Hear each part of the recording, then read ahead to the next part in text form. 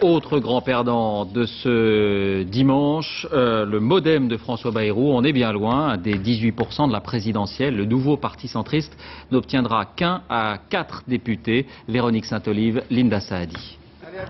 François Bayrou a perdu son pari. Le MoDem n'obtient que 7,7% des voix, même pas la moitié du score obtenu par le candidat centriste au présidentiel. En clair, 4 députés au maximum dimanche prochain. François Bayrou est lui-même en ballottage favorable dans sa circonscription des Pyrénées-Atlantiques, mais son parti est englouti par la vague bleue. Il ne lui reste plus qu'à tenter de faire bonne figure quand on évoque une mort politique programmée.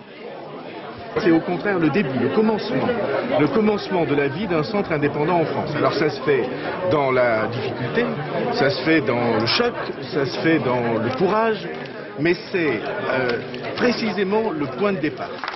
Anne-Marie Comparini, députée sortante, illustre cette défaite. L'ancienne présidente de région incarnait le centre qui gagne, mais éliminée hier soir, elle perd une circonscription symbolique, la seule que détenait le MoDem dans le Rhône. Elle demeure pourtant fidèle au discours de François Bayrou. Les Français ne doivent pas craindre de vouloir le pluralisme, c'est-à-dire une assemblée miroir fidèle de tous les Français.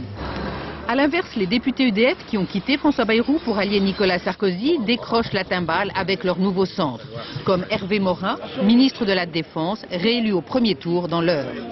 Donc 50,05 score définitif. C'est déjà beaucoup mieux. Ouais.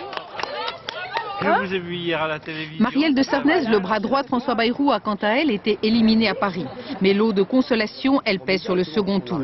Ce soir, elle indique qu'elle ne donnera pas de consigne de vote, mais elle revendique la défense du pluralisme. C'est un clin d'œil à gauche.